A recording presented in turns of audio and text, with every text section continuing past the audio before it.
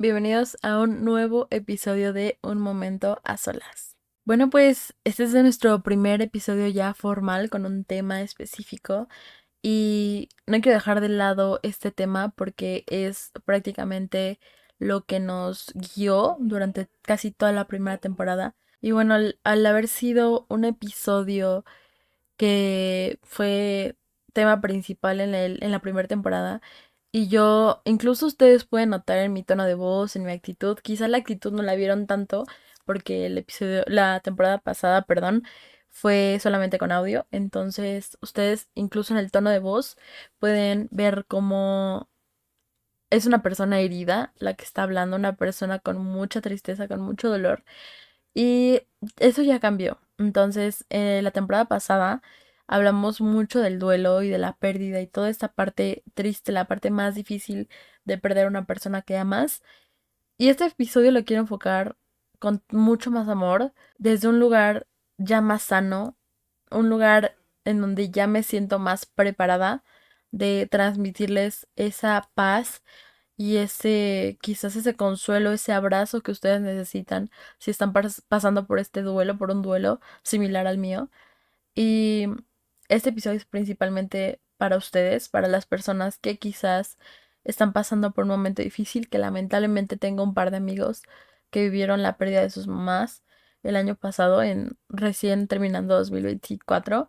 Y más que nada este episodio es para eso, para ver desde otra perspectiva, desde años después, cómo se vive el duelo y cómo vamos poco a poco lidiando con él.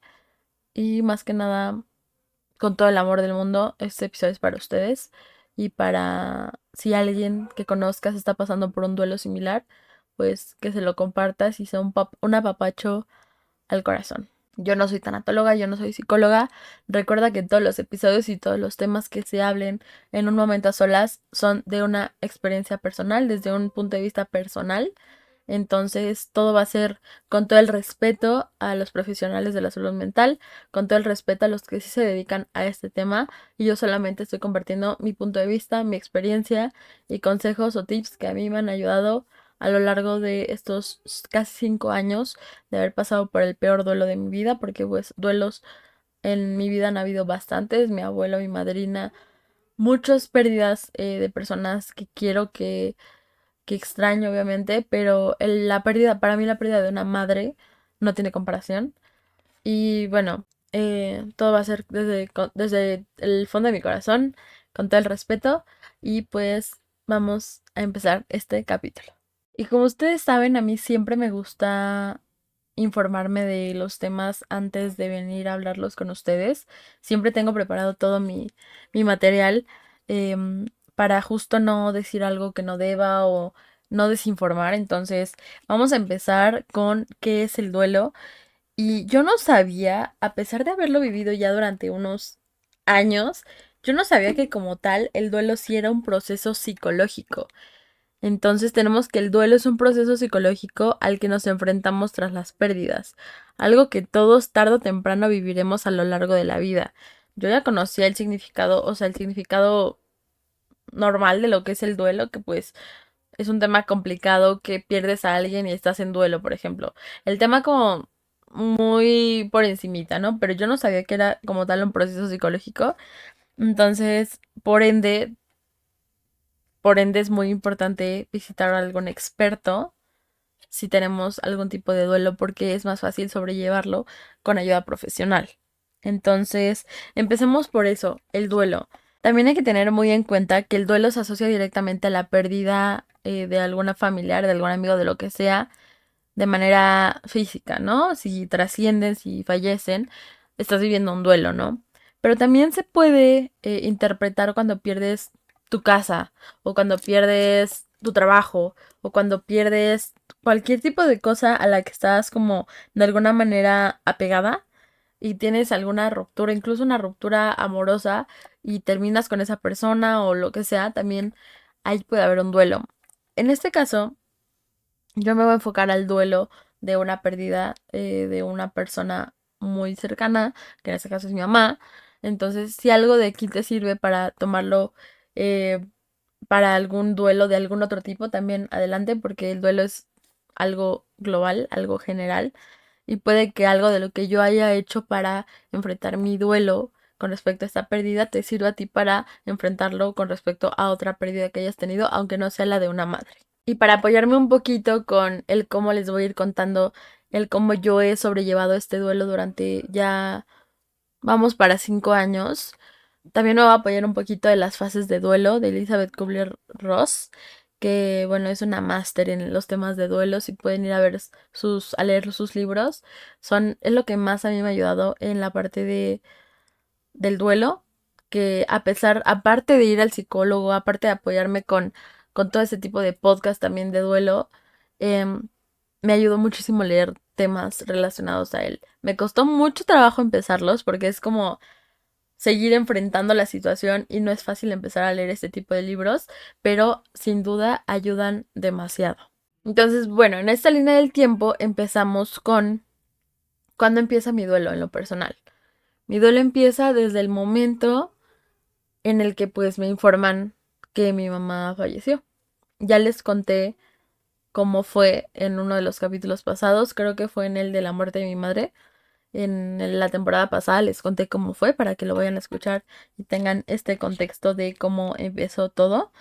Entonces, yo en el momento en el que me avisan de que mi madre fallece, pues en ese momento empieza la negación, que es la primera fase del duelo. Como pequeño resumen de este primer contacto con el duelo, en la negación, yo les puedo contar cuando a mí me informan que mi mamá había perdido la vida en el hospital por COVID y neumonía.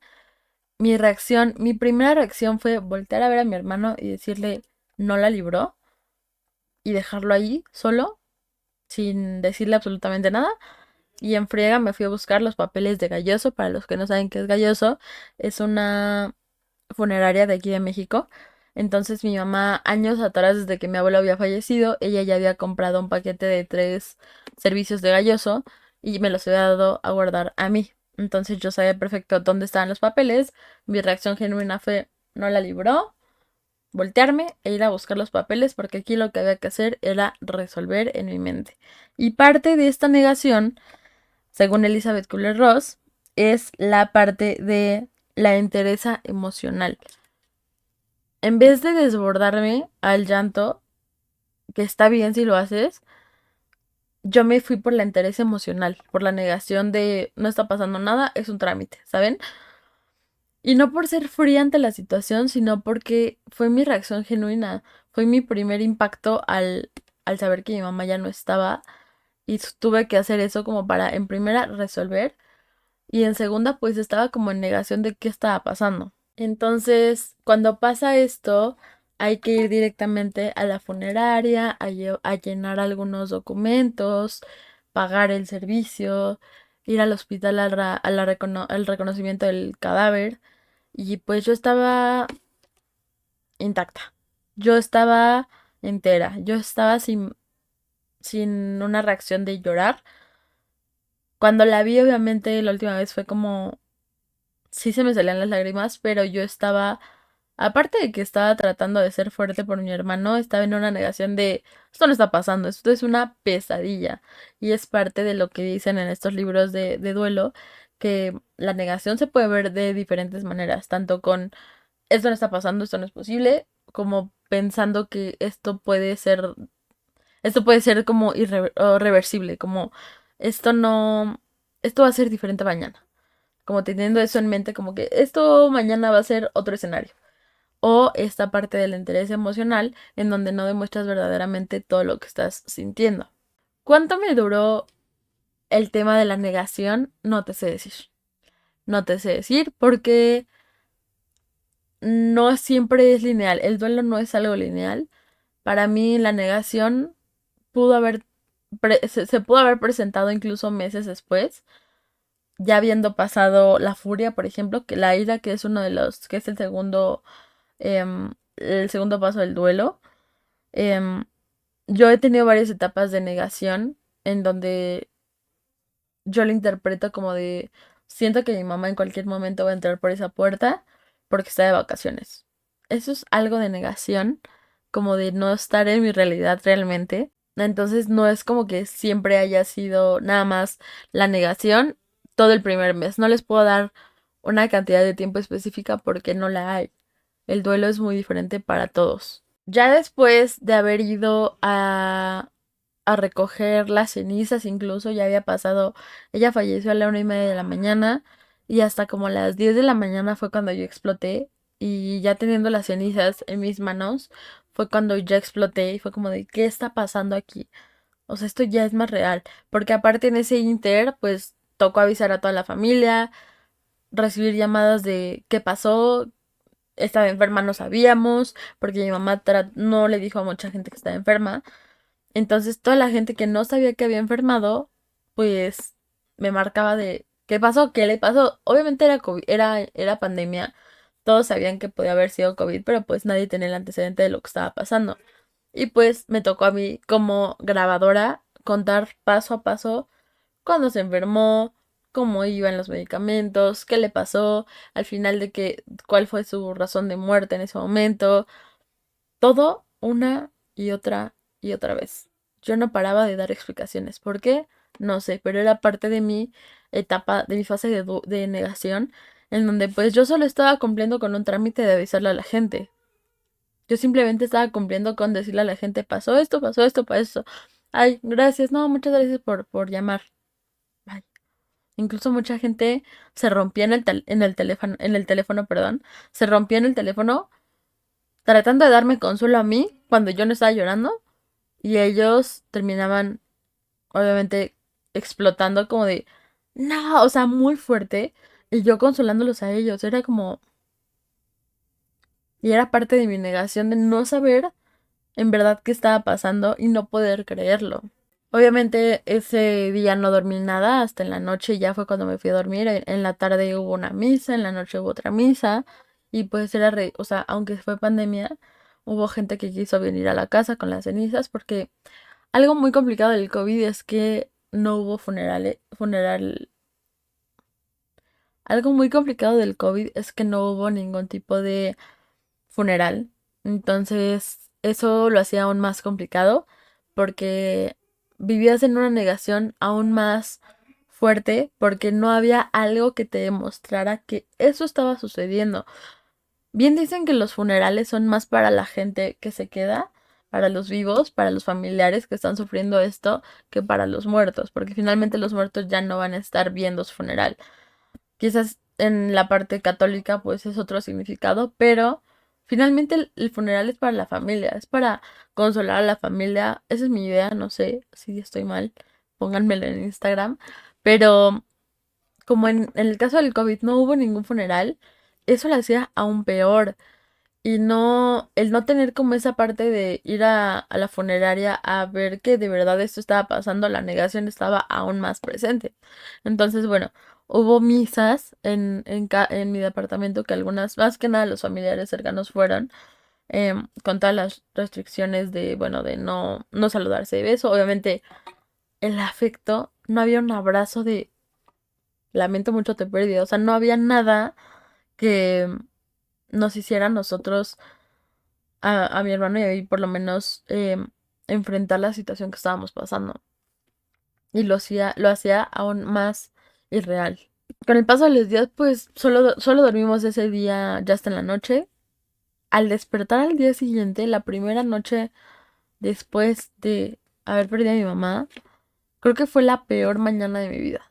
El haber dormido después de tanto estrés, después de tanto impacto, después de toda la ola de emociones, haber ido a dormir y despertar y que eso no hubiera sido un sueño, creo que fue la peor sensación de salir a la sala y no verla.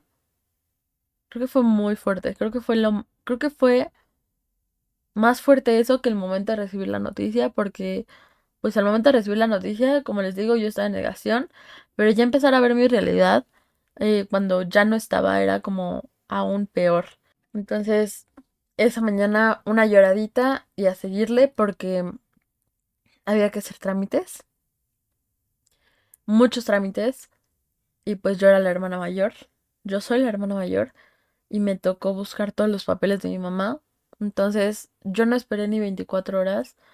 para empezar a solucionar, a resolver, ir al banco, cerrar cuentas, llamarle a sus trabajos de que, oigan, pasó esto. De hecho, eso lo hice el mismo día. Al día siguiente ya nada más busqué papeles que nos pedían para, pues, mil trámites de seguros, de cancelación de cuentas, o sea, todo eso que nos pedían, pues yo me puse a buscar todos los papeles, porque mi mamá, para los que la conocen, supuestamente era una persona muy ordenada, pero he de decir que no tenía nada en orden. Tenía como que entre su orden no estaban los papeles que debían estar como para un momento así. Entonces, ojo, tip para todos. No sabemos cuándo puede ser nuestro último día aquí en la Tierra. Si tienen algún terreno, algo que tengan ya en su poder, cuentas bancarias, lo que sea, tengan un archivero con toda esa información ordenada para que, pues, si tú eres papá, si tú eres mamá, no le hagas padecer a tus hijos este tipo de situaciones. Hay que estar bien preparados, hagan un testamento. Esto es un paréntesis muy grande, pero hagan un testamento para que todo esté en orden y no haya discusiones, no haya peleas.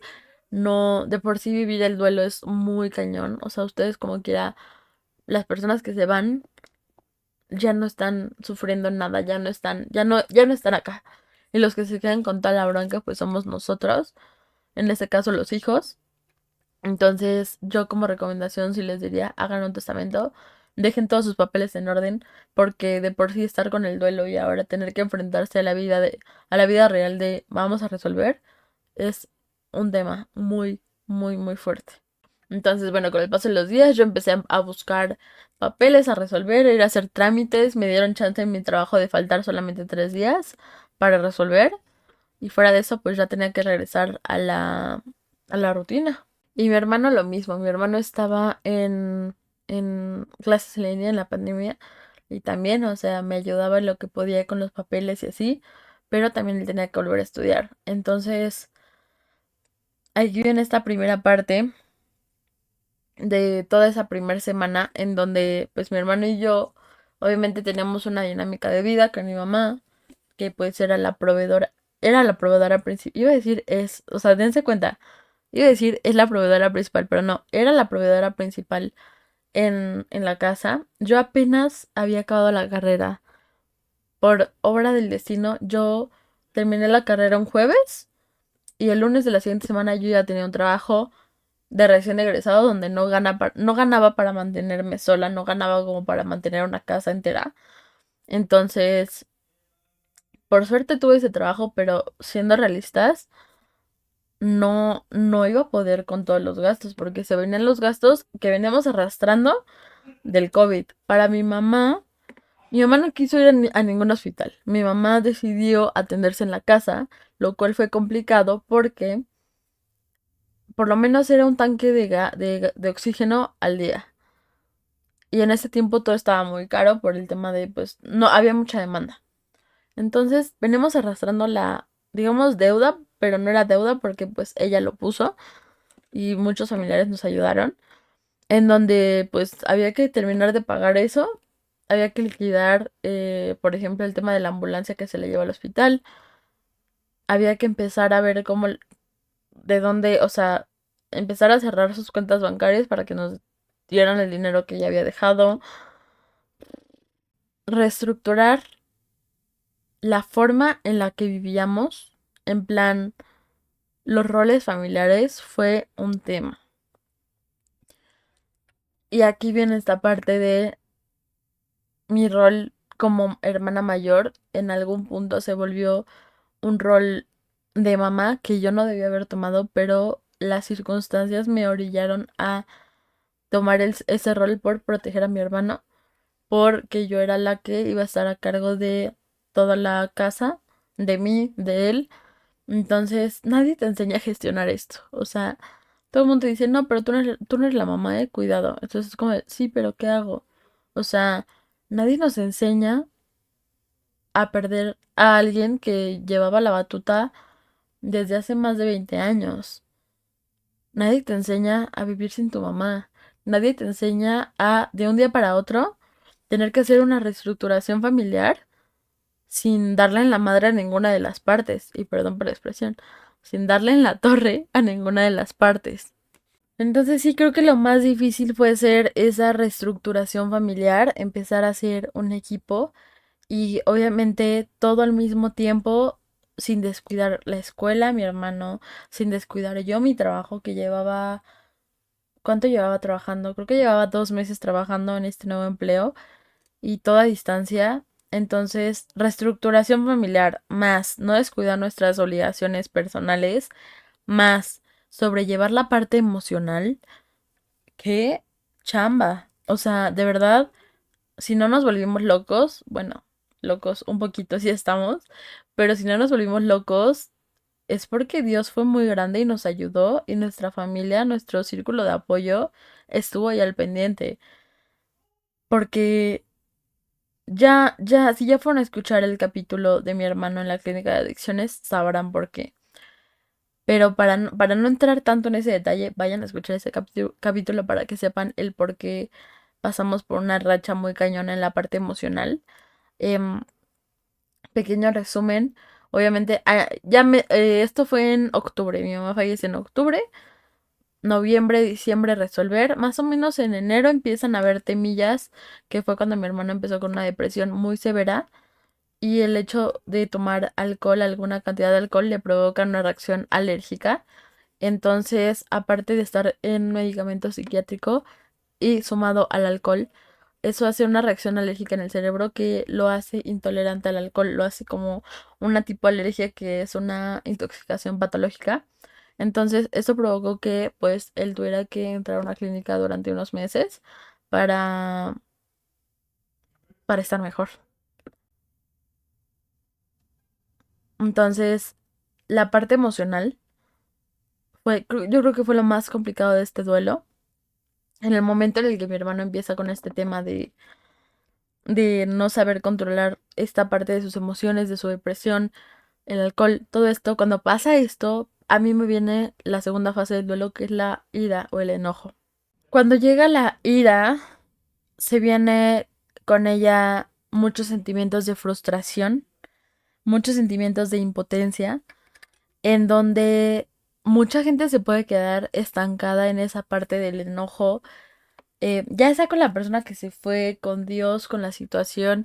A mí me pasó un enojo colectivo, digámosle así. Y yo duré en esta fase alrededor de un año, puede ser.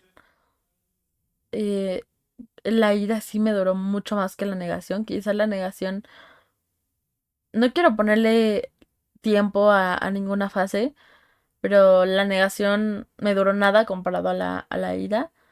¿Y por qué a mí me llegó la ira? Porque era esta frustración precisamente de yo también estoy sufriendo algo muy cañón, yo también perdí a alguien y por otro lado yo estaba tratando, o sea, yo estaba tratando de gestionar mis emociones, tratando de hacer lo que podía y yo me enojaba con mi hermano porque él no lo estaba haciendo de la misma manera que yo.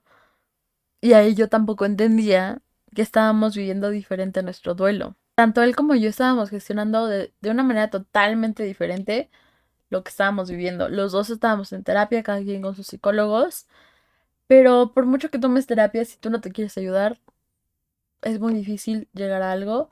Si estás en una situación tan difícil, necesitas más que ayuda, necesitas como poner mucho de tu parte para que salgas de ese hoyo.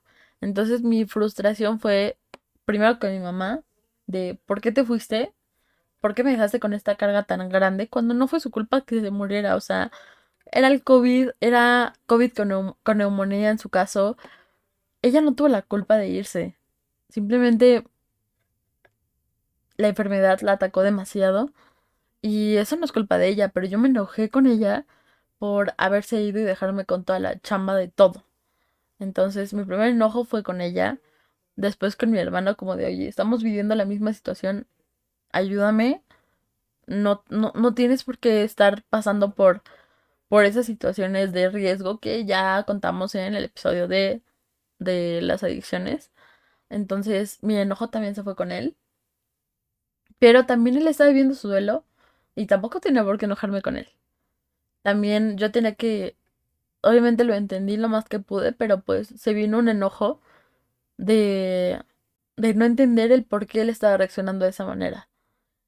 Y aquí es donde te pones a pensar, todos tenemos una forma diferente de reaccionar y de enfrentar el duelo, así como cualquier otra emoción, así como cualquier otra situación. Y también mi enojo se fue con Dios. O sea, yo soy una persona que porque mi familia es católica, pues yo crecí con la religión católica. Al día de hoy yo soy una persona que me considero creyente, pero no me gusta como no sé si se le diga ejercer para empezar, pero no soy una persona que le guste como decir soy católica, católica, porque no estoy de acuerdo con muchas cosas de la religión. Eso es otro tema que no vamos a tocar en este podcast. Pero también me enojé con Dios porque fue como de, ¿por qué te llevas a las personas buenas? En el caso del COVID fue, ¿por qué te llevas a las personas que sí se están cuidando? ¿Por qué no te llevas a esa gente que está yéndose a fiestas clandestinas, que están saliendo a la playa, aunque sigue habiendo muchísimos casos de COVID? O sea, yo me enojé con Dios y dije, a ver, ¿por qué no te llevas a esa gente que también está haciendo daño en las calles y te llevas a gente que solamente se dedicó durante toda su vida a hacer el bien? Porque mi mamá, puras cosas buenas se decían de ella, no había nada que alguien recordara negativo, ¿no? Entonces me enojé mucho con Dios. A la fecha sigo reprochándole muchas cosas, por eso les digo que yo no le pongo un tiempo al duelo ni a ninguna fase, porque esta es la segunda fase. Y casi 5 años después yo todavía digo como de, ay Diosito, o sea, ¿por qué no? Entonces, bueno, cada quien vive su duelo de diferente manera, cada quien vive sus etapas de diferente manera, pero en mi caso la ira fue de esa manera. Ah, y cabe mencionar que acompañado de la ira, yo tuve mi etapa de depresión, que también... Yo he tenido etapas de depresión en muchas épocas de mi vida, por el bullying, por la inseguridad en mí misma, el divorcio de mis papás, por la falta de aceptación, o sea, por muchas cosas. Llevo en el psicólogo desde que tenía prácticamente 14 años, entonces en varias etapas he padecido depresión.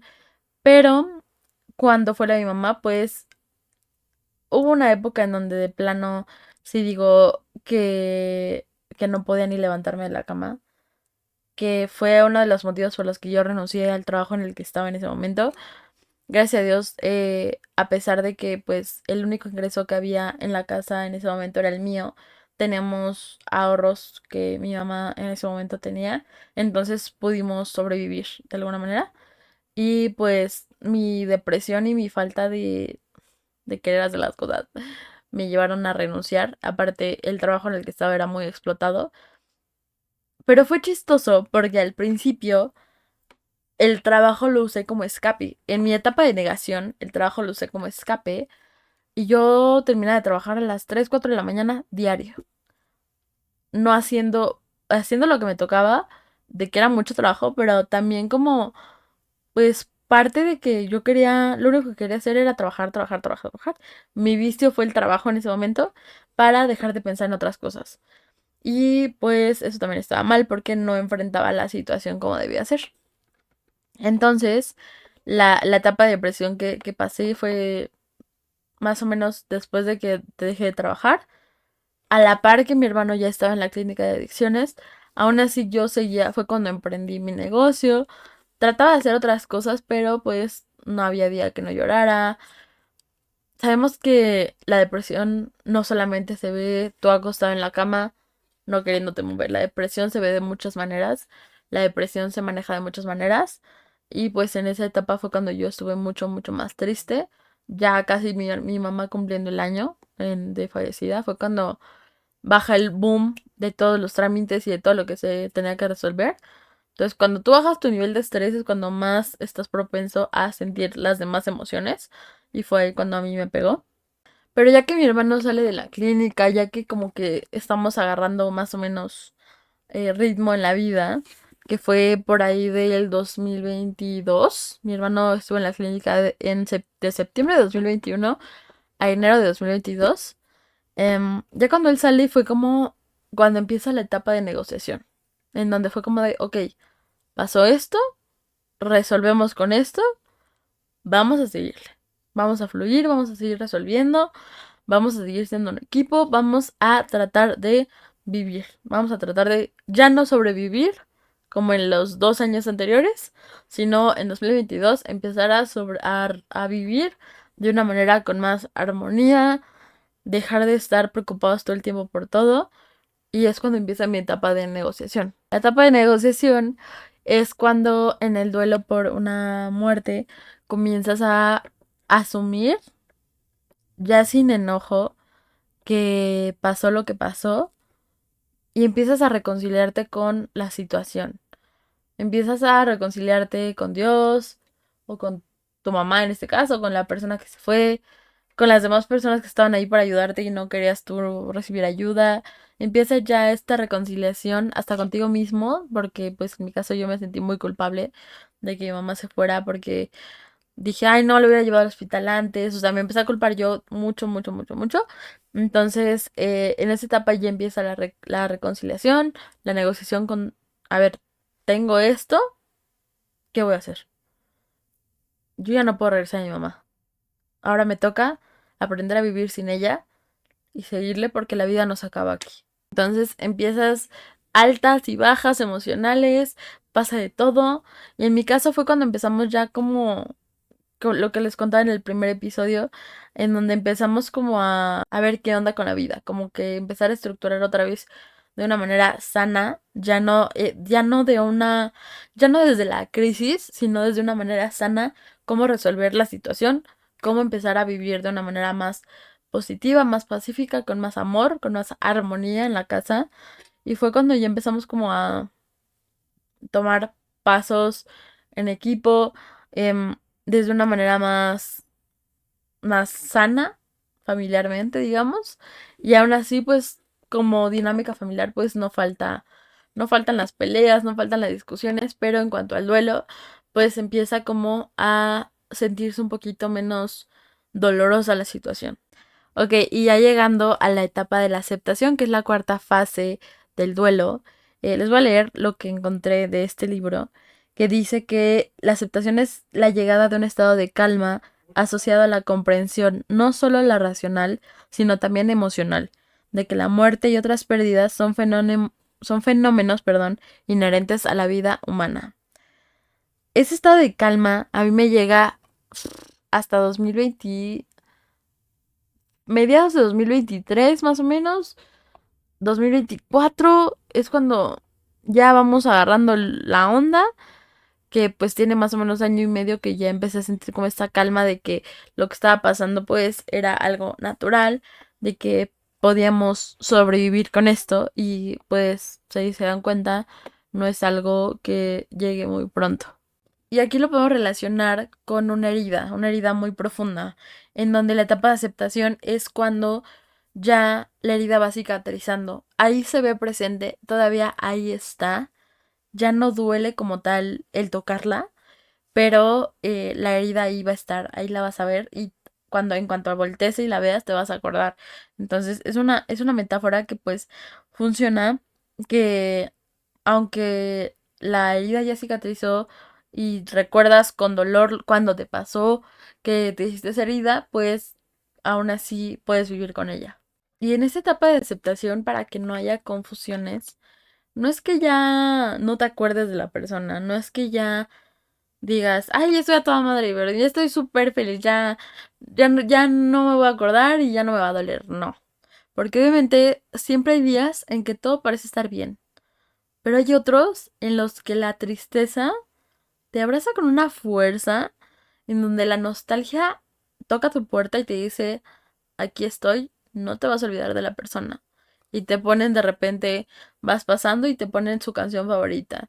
O le pones a la tele y aparece su película favorita. O llega un olor que te recuerda su perfume. O ves en un cuadro sus flores favoritas.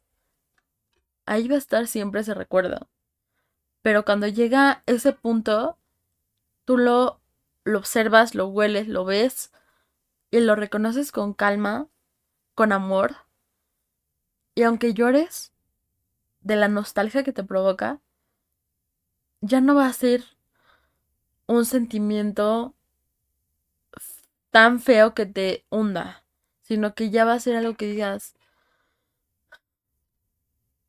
en una forma de decirlo muy jovial es ni pedo.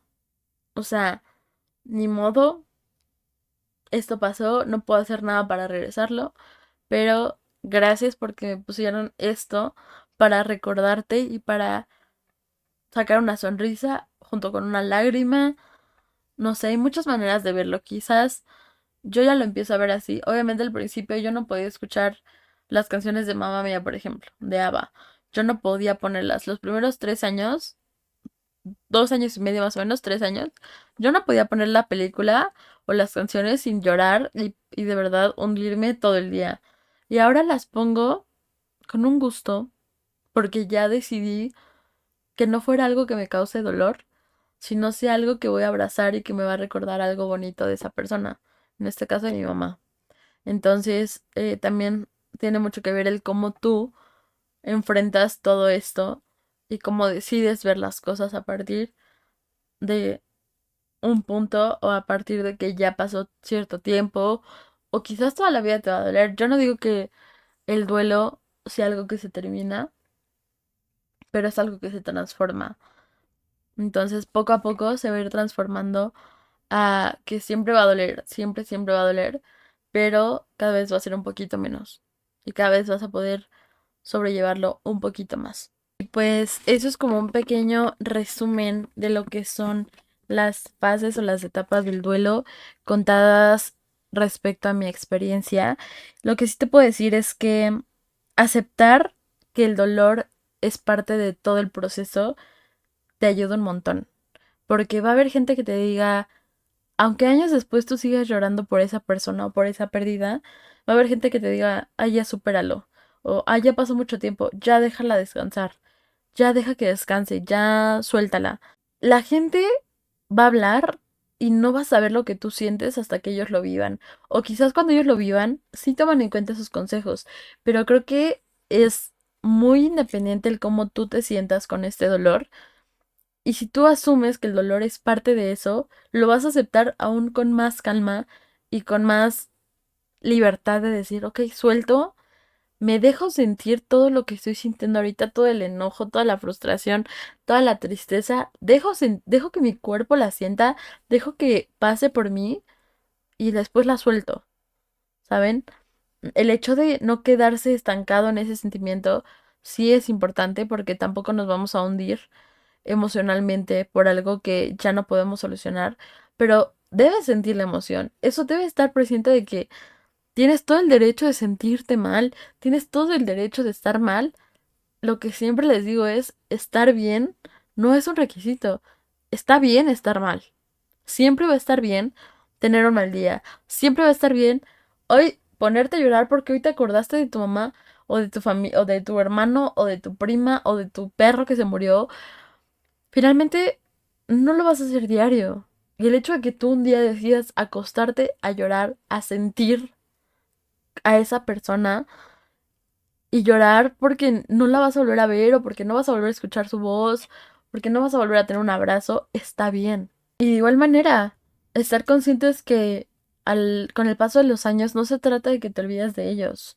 Simplemente se trata de aprender a vivir con ello y tener siempre su recuerdo con amor y con todo lo positivo que te dieron en su vida. Y pues si tú estás pasando por una situación de duelo, te mando mucho amor, te abrazo con el corazón. Quiero que sepas que no estás solo, no estás sola. Siempre hay luz después de la oscuridad. Siempre tus emociones van a ser válidas. Todo el tiempo van a ser válidas. Tú déjate sentir lo que quieras sentir. Y si también tu medio de expresarlo es callando y no diciendo nada, también es válido. Y siempre trata de buscar acompañamiento, no solamente con los familiares y amigos. Siempre es importante llevar el duelo con algún tanatólogo, con alguna psicóloga, con algún psicólogo. Siempre es importante hacer usar este tipo de apoyos que nos van a ayudar a sobrellevarlo de una mejor manera y con expertos a un lado. Recuerden que el duelo no es algo lineal. Si ustedes no son las personas que están pasando por el duelo, pero tienen a alguien cercano que lo está viviendo, solamente acompáñenlos en su camino y no les digan cómo vivir su duelo, porque lo que para ti puede significar muy poco, para otras personas puede doler la vida entera y es totalmente válido. Y pues bueno, llegamos al final de este episodio. Fue un episodio un poco largo, pero creo que es muy importante tocar ese tipo de temas porque no todo el mundo se anima. Les voy a dejar algunas recomendaciones en la descripción de este, si estás en YouTube, de este video, y si estás en Spotify también te lo voy a dejar en la descripción para que vayan a leer algunos libros y escuchar algunos podcasts de aceptación del duelo, de todo el trayecto, perdón, que conlleva el duelo, para que pues también se acompañen por ese lado. Y bueno, si te gustó este episodio y sabes que le puede ayudar a alguien más, no olvides compartirlo en tus redes sociales, también con tus amigos, con tus familiares, con alguien que sepas que está pasando por una situación similar. Puede ayudarles demasiado a ver cómo una persona que lo vivió desde de tan cerca lo ha logrado asimilar, lo ha logrado sobrellevar. Y también, ¿por qué no?, que cuenten sus experiencias y cómo necesitan como ser escuchados, porque muchas personas en esta situación nos gustaría que nos escucharan. Entonces, ayúdenme a compartirlo también, denle like, suscríbanse también en el canal de YouTube y pues los espero en un siguiente episodio de Un Momento a Solas.